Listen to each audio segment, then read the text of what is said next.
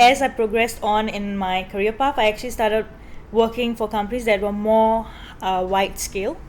So currently the one I'm working for is the most widest user base that I have, which is the entire world. What? What are you doing? Like, are you?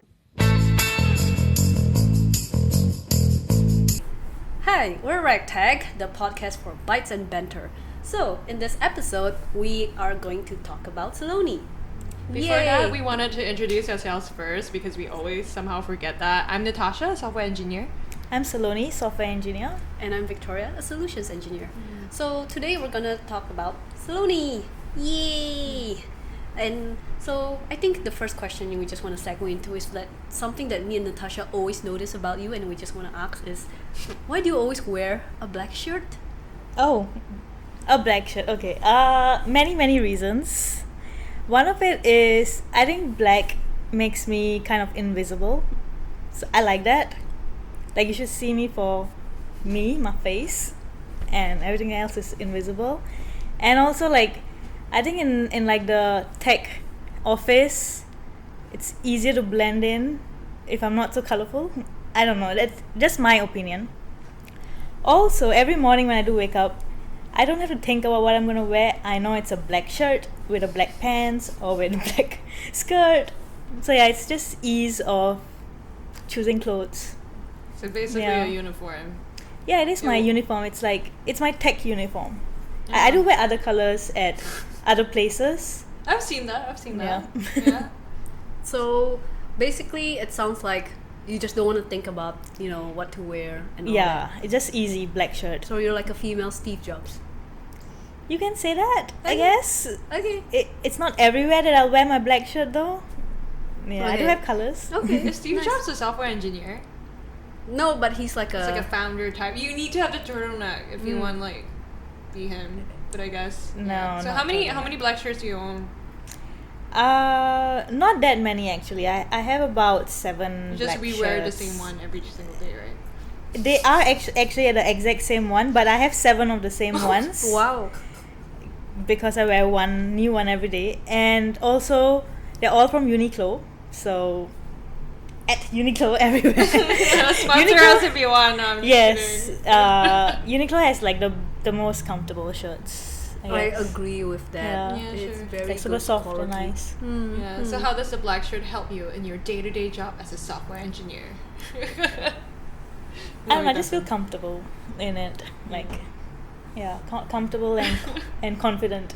Yeah. Because those are the 2 qualities that you require to be a software engineer. But anyways, back to the serious question. Okay, yeah, that was a fun question. That's just like, a segue yeah, question. I think like this episode we really wanted to talk about like Saloni and her experience in the tech industry. And for Saloni, she's basically a software engineer. She's the one who's had the most experience out of all 3 of us. So Saloni, why don't you tell everybody how many years of experience you have as a software engineer? I have 7 years of experience as a software developer. I actually prefer the concept software developer. Actually, what's the difference between developer and engineer? I don't think there is a difference. Different companies call their employees differently, but I don't think there's a difference per se. I feel like I've read it in a book that like a software developer is basically somebody who just like builds, but a software engineer is somebody who builds with skill in mind. I think this was in like Gene Kim's like DevOps handbook or something like that. I can't remember.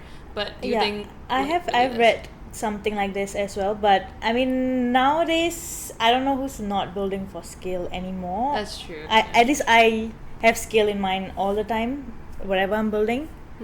So yeah, I guess depends person to person. Yeah, that's true. But you did say that you would call yourself a developer over an engineer. So why is that when it's the same?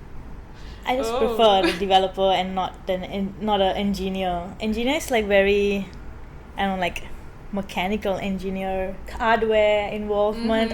That's how I perceive it.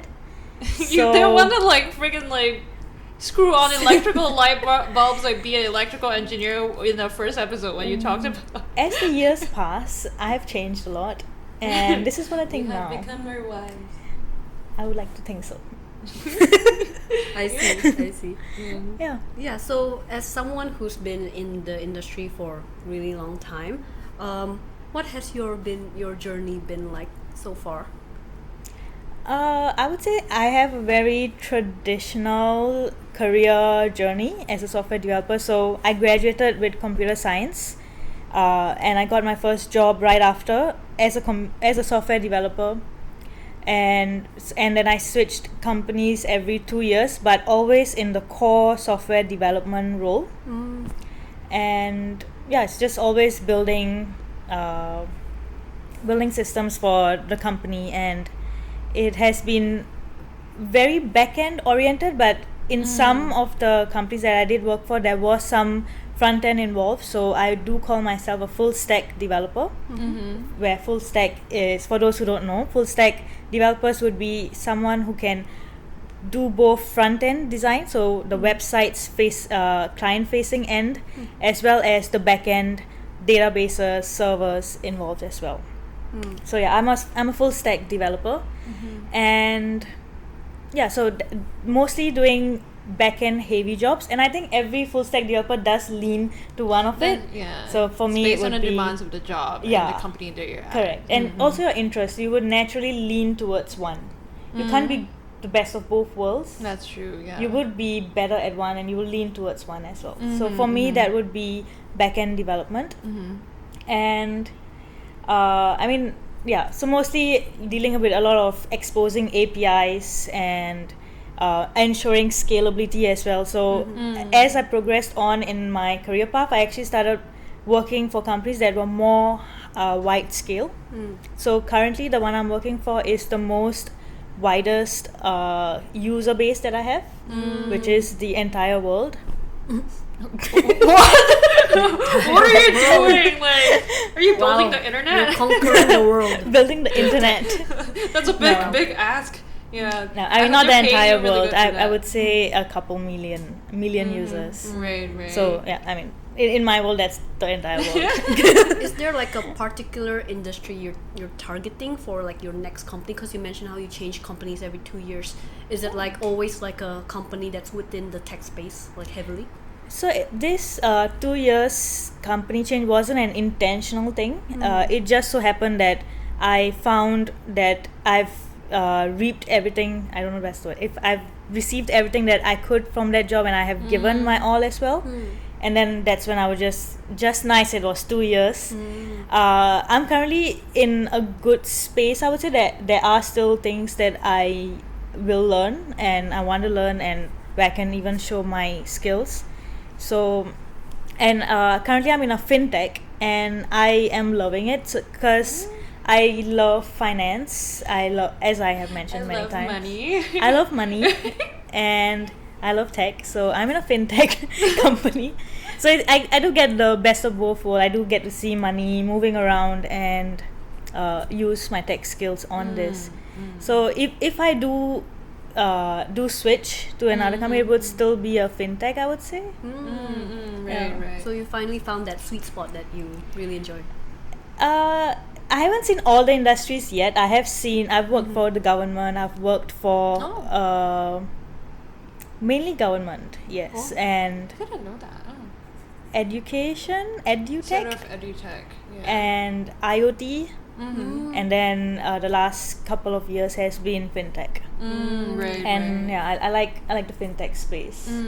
So do you think it was intentional for you to kind of like, as you switch jobs, you switch across domains, or is it more of like, as you switch jobs, you're also learning for new skills within like the technical role that you're in? Maybe the first one was more front end and you're looking for something more back end. Like how was that thought process for you as you changed jobs along the way? So for me, like my the most highest important factor wouldn't be the tech stack per se. I'm open to multitude of tech stacks, but there's something I do look for, and even industry. I don't particularly look for a certain industry. I'm open to various industries, and I would like to be in different industries to experience all before choosing one to focus on. Yeah. So it just so happened that I got into the different industries in the beginning. But one thing I do look for when I'm switching is the company values itself. Oh. So like the culture, the work-life balance that they have, the value they are providing to end users, to the end customers, users, yeah. things like that. And yeah, like the people I'm going to be interacting with. I love it when companies allow me to talk to my team directly.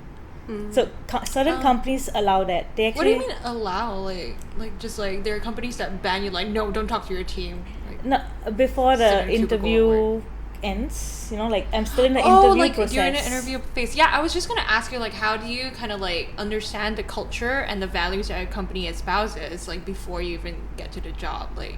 So Correct. So it's through interview. So I've learned this. So even now, actually, I do believe in this, that you should always be interview ready. So at various points in my life, I would just go for interviews for the sake of being up there, to be ready for interview. To be ready for interviews. Yeah, so that I know what are the companies looking for these days. Yeah. I don't want to be on the Right, rear end of right. the chain. I always like to be in front. So I do go for interviews every now and then. I don't know if I'm gonna be penalized for saying that, but I think. I mean, but if there is a good offer, why not? I do accept it as well. Yeah. But yeah, I do go for interviews every now and then, and through these interviews, I kind of mastered. I don't think I've mastered it, but I kind of got how I can get the factors I want out. So it's not just an interview where the interviewer is interviewing me. I'm also interviewing them, right? Oh, that's so I look at it that way. Yeah, So they ask me questions. I will always ask them questions as well. What kind of questions do you ask them actually? And And when do you ask them? Now that it's like every interview round, they do encourage you to ask questions. So you should ask questions. It's just that ask the good don't just ask book questions, those questions that are on Google that you should ask these kind of questions. Know what you're asking intentionally and then receive the response that way. So I would ask, like, if it's a tech lead who's interviewing me, I would try to ask, like, how is your day-to-day like? How's your relationship with the other members on your team? Oh, that's a good question. Things like that. And how much do you value mentorship over self-learning? Yeah. Things like that. So like there are certain things I'll just ask. And there was this even one interview where I usually do ask this question. I do ask the female-male ratio in the teams. Right. There's engineering teams. So then the person was like, "Oh, there aren't many actually. There's only like 3 out of like however many we have." And then I was like, "Oh, why do you think it is so?" Whoa, you're really interviewing. When you say interview ready, it's like I'm the interviewer and I'm ready for you. It depends. Sometimes I am confident enough to ask such questions. Right, Sometimes I'm not as well. It depends on my level of casualness with the interviewer. Right. It's also about how you vibe with the interviewer. Correct. If you're bold enough to ask those questions, it probably means the culture is kind of like Correct. there. Yeah, and also like the response, it indicates something, right? Like if That's the true, person responds with like, "Oh, that's because there aren't that many good female software engineers." Like, oof. So that's like a big red flag. So, Like, so why? I mean, yes, I can join you and try to prove myself, but why would I do that? right. Like, right, exactly. I'm sure you have seen good female software developers. There are out there. It's something. Sometimes it's in your mind that you've like blocked off I that think that's thing. really important, because I think a lot of people who are new and trying to find interviews, they think they should be the one that fits into the company, but not finding a company that fits them. So by you asking these questions, you're actually finding a company that fits you as well, your values. So I think that's really good. And talking about this, is that how like you kind of develop your interview ready series? Yes, 'Cause I it's so I really started popular. the interview ready series Yeah. for Women Who Code. Yeah. I use the platform to. So Women Who Code is a community that is run in Singapore, and I am a speaker in one of the series where it's an interview ready series started by me, where every month or so I would do a mock interview of there are different interview rounds for a software developer, so I'll do one in each month.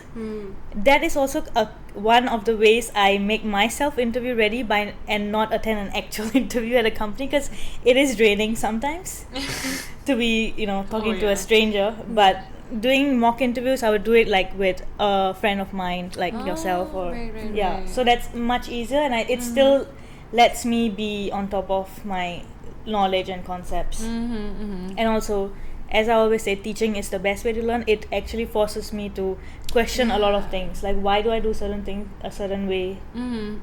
So yeah, that's one of the reasons I wanted to promote the culture of being interview ready, because to reach the state of where you can ask these kind of questions to an interviewer, you have to know that you are of a certain caliber, right? Like you need to have some confidence in yourself. You can't be like a lower than average software developer and still be asking such big questions like, oh, who are you? So I was at that place. I practiced, I gained confidence by doing these kind of things. So I would say I'm average to a little above average software developers, where I can demand such kind of factors in a company. Yeah, and I can actually also deny certain companies, right? Like reject them, that no, I do not want to join you. Where for some people it's not the case. They don't always have a choice. Yeah, for sure, right? for sure. Yeah, I also love what you said, that like you always say this, but teaching is the best way of learning. And the fact that you did like the interview ready series, you're preparing yourself, but you're teaching that to the world as well through that medium. And I think that's really valuable. Do you think like it's because of this value that you kind of hold dear to yourself that you've kind of advanced yourself so much as a software engineer? It definitely helped me in my learning journey, where I want to be interview ready, so therefore I learn a lot of things on my own to get up there and then give it to the others as well. So and I know like one of the things you really like to do is actually you advocate for pair programming a lot. not so much in the recent past. Okay, but do you want to kind of like talk about what pair programming is and try to relate that to people who might not know what it is? Sure, yeah. So pair programming is something I learned during my time at ThoughtWorks. ThoughtWorks is a company which promotes a lot of good developer skills like TDD, test-driven development. Pair programming is one of it. There's extreme programming and things like that. So pair programming, this very laywoman understanding of what pair programming is, but it is two developers sitting together and working on a ticket item. So we would first discuss, okay, what are we gonna do, and so usually when we do pair programming, we would also do TDD, test-driven development. So we will actually write proper, very simple tests. The other person would implement the test scenario and make it pass. Write another test, make it pass, and iteratively get to the actual ticket item itself. And then do like a round of refactoring wherever it's needed. And then you should be able to now merge your code. You do not need another level of review again, because you had somebody review it, like two pairs of eyes reviewing it already. Right. But of course there are various versions of this. There are also, you can do it the other way, where you implement first, test later, or do it together, things like that. Or one person is just a typer, and the other person, without using you have to like sit on your hand and you just be like, okay, what about we implement this function which does this, and then the other person implements it. So it's just a verbal and a typer. Would you say that's for more like senior like engineers to kind of do? So exactly, so that's when the different seniority comes into play of the pair. So that it could be two juniors, a senior, a junior, two seniors, but it does involve a lot of collaboration and ability to accept criticism, have a proper discussion, like not be too opinional. I do it this way all the time, so I want to do it this way. Understand why the other person does things the other way. Exactly. Like, so there's a lot of learnings involved. It does slow the process of you doing it by yourself, but maybe as a whole the feature that you have now produced is much more higher quality, because you've bounced off pros cons of so many different. And I think it's actually like, because you practice this so much, and it's also kind of like widely practiced in the tech industry as a whole. I think it's been such a comfortable kind of like working experience with both of you on this podcast, because we've been kind of basically doing that because we do this at our own time, right? So when it comes to trying to optimize our time, we're not holding back our constructive criticism. We kind of give each other immediate objective feedback when it comes to like the video editing. So it's really not just about like pair programming that's specific to like the tech world. I feel like I've been able to carry this culture outside and be really honest, open, and also very receptive to feedback. And I think that kind of shows in our dynamic as well. Like talking about that example where we also give feedback to each other, we also have to remember that we are a team. We are working towards one goal. Like, for example, make RagTech perfect.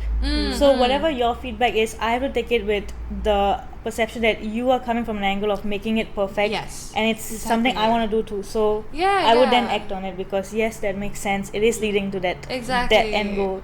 So the same thing with pair programming. No one you should. It's a way of thinking as well. Like, where is that person coming from? Right. Are we both working towards this product? In that manner. Definitely there's no ill intention with that, right? Like it's a win-win scenario. But since in my experience there are also some developers who can't do pair programming, like they are against it, which is completely alright. Against it, many reasons. Maybe it's not done properly the first time, so they have a bad experience, or very opinionated, so you would not want to collaborate. So it depends on the team, the culture, and how it works. But I definitely like when I see the most benefit of pair programming is when someone is onboarding to your team. That's true. For them to onboard to not just like your daily software practices, but also to the team's culture. Because that's how you interact the most closely. Team's culture, the domain knowledge itself, like that's a very good way to start on a ticket with a new person. So like, okay, so this is how it is. This is the introduction of things. This is where I would make the changes. And like you also kind of become like buddy with the person. I also think this whole conversation is really good because I think a lot of my perhaps the non-technical folks think software engineering, tech in general is a very lonely kind of like endeavor. That's how the media usually portrays it. And even though we talk about like we develop our own games, we develop our own side projects, but really the idea of like working in a team is so important, and that's what differentiates like a person doing university projects, for example, from like somebody who has actually worked on software at scale in like a larger team and a larger company. That's a different set of skills, and it's way softer. Like you talk about soft skills a lot, right? It's not really just about the hard skills of knowing how to code. It's about like how do you code with people. Because at the end of the day, you're not doing a solo project. You have to merge your code into somebody else's. Like imagine working on a Microsoft Word document or like more Google Sheets. Google Word, Google Docs. Google Docs. I don't even know. But imagine doing that, but with 10 different people simultaneously. You're gonna clash for sure. So how do you manage, that kind of like people to people communications? How do you manage like onboarding to new team members, like you said, who don't know, who won't know the context of your Word document? How do you like ascertain that the tone of the Word document like remains the same? One uses passive tense and then one uses like something else. That's gonna look weird. So I think this is the part that I was really glad that we are talking about it. Because then like I hope like it helps people understand that it's not like collaboration is definitely like a something that people tend to overlook when they go into tech. They always think that it's a lone wolf kind of thing, right? So I'm glad we highlight that. I think that's quite important to emphasize on collaboration and how often actually in your day-to-day lives that like even outside of tech that you need to know how to collaborate with people. And it's not just software engineering. You're a solutions engineer. Like you definitely work in a team. Like we collaborate across teams as well, not just within our own team, but also like product team, sales team, and across different roles as well, right? So understanding like how to communicate effectively across, like I wouldn't be so technical to salespeople, right? For sure. I might be more technical to product team, but not so much to salespeople. So understanding what is their business objectives and speak in the same lingo is quite important. And I like how you mentioned about how pair programming actually helps with onboarding, because actually when I first joined this company, I also start pair programming with someone. Oh, right. And that actually helps you to just understand and learn things quicker. Right? So I think that's part of like if you pair program with someone, they understand the code base faster as well. It will help the entire team. So having that win-win group think mindset is actually quite essential as a software engineer. That's also how I actually learned a lot of shortcuts on the editor. Because a lot of people would do it and I'm like, oh wait, what did you just press? So actually I want to ask, as someone who's super experienced, right, how important it is to know all the Visual Studio Code shortcuts, because I learned quite a few when I just Okay. started, because I thought I need to know. Yeah. But how important? Like, is Vim also necessary? For those who don't know, by the way, like Visual Studio's code is basically like it's the space where you edit and you write your code. It's a like, code editor. It's a code editor. Yeah. But yeah, we're talking about shortcuts in the sense that how you Control V, like Control With C, keyboard but commands. with a load more keyboard commands. So Yeah. any tips for that? So I'm a Java developer and I use IntelliJ. IntelliJ. Oh yes. So, but same thing. Also code editor. Yeah. So for a long time in my years of coding, I was not able to remember the shortcuts, but people around me would use it and they were much faster, and it was a thing. Like, they don't use the mouse at all. Just everything is via keyboard. That is It was so cool. I have still not mastered it, but I do know certain shortcuts, and it does make your life so much easier. For example, even like my favorite shortcut would be going back a few files that you just touched. Like usually you'll be like, oh wait, where is that tab? There's a shortcut for that. Yeah, there is a shortcut for that. What's the shortcut?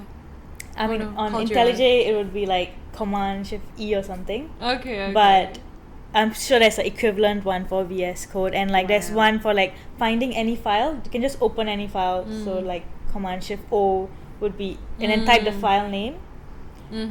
Things like that. So super easy, and it just makes you a bit more efficient. So yes, efficiency wise it is good to have shortcuts, but you will also not fail in life if you don't know the shortcuts. It's just efficiency, and like if you're like bothered by using the mouse or like the keypad. Yeah, definitely. I've seen like So- really experienced ones. They use Vim. So Oh yes, so Vim is another one. That one you definitely don't Use need it the mouse at sometimes, all. do you want to explain what Vim is? Vim is another type of editor where everything. Okay, I've never explained it, nor read a definition of Yeah. it, but I'll just describe it. Yeah. You can. There is no cursor Yep. of the mouse. There is just the editor line. So you just type, and there are shortcuts to like move ahead, move back, highlight things for you, all via keyboard shortcuts. So it's a Yeah. keyboard editor kind of thing. Yeah. So do you use it? I don't use it out of my own willingness, but certain things do happen, like Git, for example. Yeah, I only use it for like Yeah. the git commit messages and stuff Correct. like that. So that's just when it because it comes was on into play. default, and I was just like, I'm too lazy to change the default.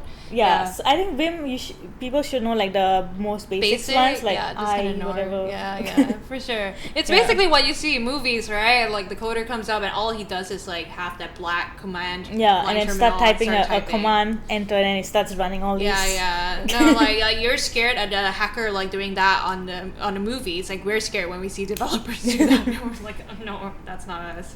Yeah, for sure. But no, well, the only shortcuts that I use are Ctrl C and Ctrl V. Like I am such a purist. I'm vanilla all the way. But yeah, There is maybe I one should really try. a really useful one where you can highlight multi-line. I think it's called multi-line select, I've seen that in where VS you can Code. then add a comma in every single line or like a semicolon in every single. That's or- actually so useful. Yeah, so that is the one that I really appreciate the shortcut for.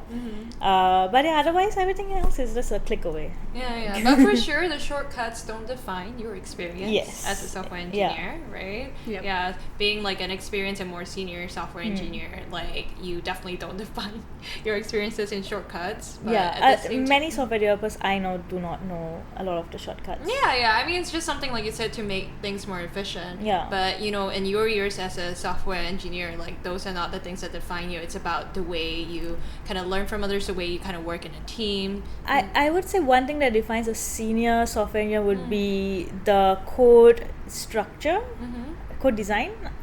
What's using usage of design patterns, like the ability to know that in the future there would be another similar feature, so make it into in a way that allows you to Right, more easily add more modular, code yeah. later and make it work for long term.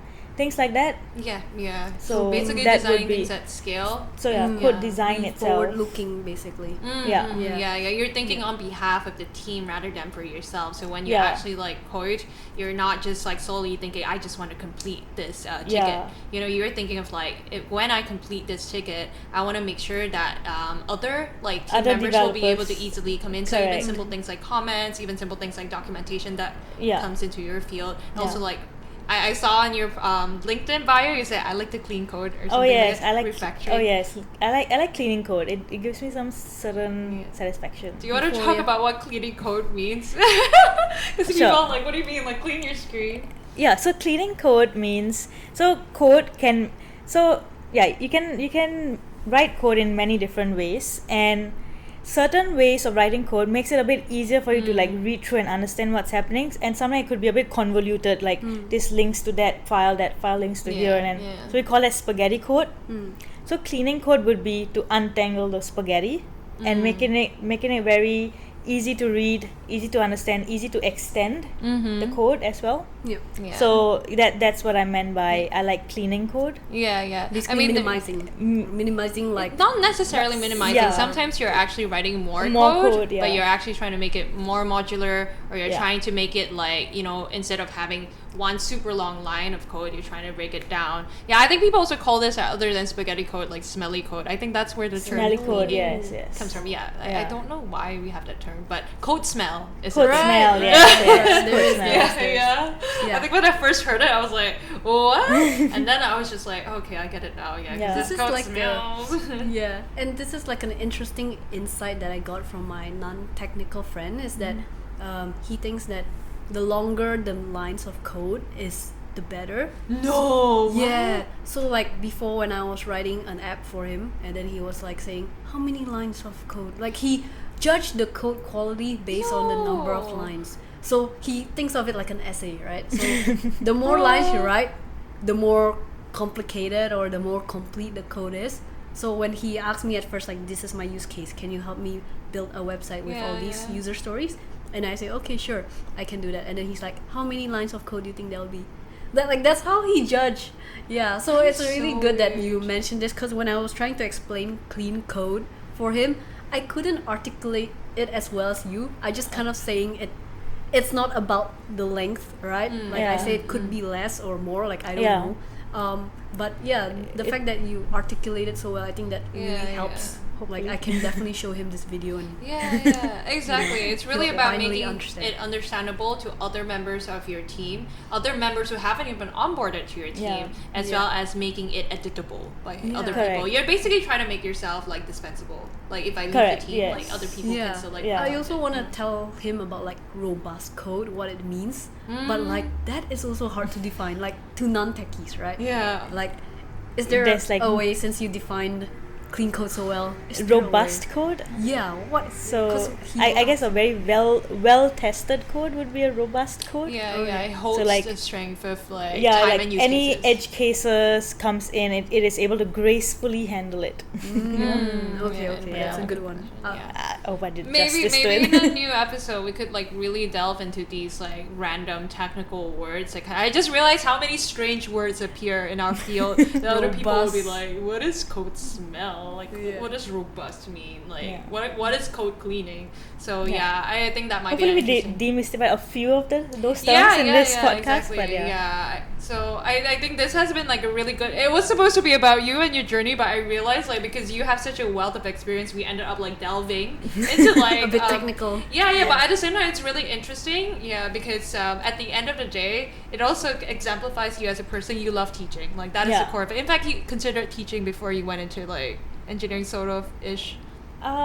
In my childhood, I wanted to be a teacher. Yes. Yeah. So there we go. So naturally, this conversation was gonna come here. Yeah. But yeah, I think we're gonna wrap this episode up here because there are so many topics that could basically be episodes on your own. Yeah. So yeah, as we end off, thank you everybody for listening to this episode of our podcast and for learning more about Saloni as well as her journey as a software engineer, as well as all the other technical concepts that we have glossed over today. So if you have any further comments, comment below what other technical concepts you would like us to expound on, what other things about Saloni you have questions about that we can kind of like ask.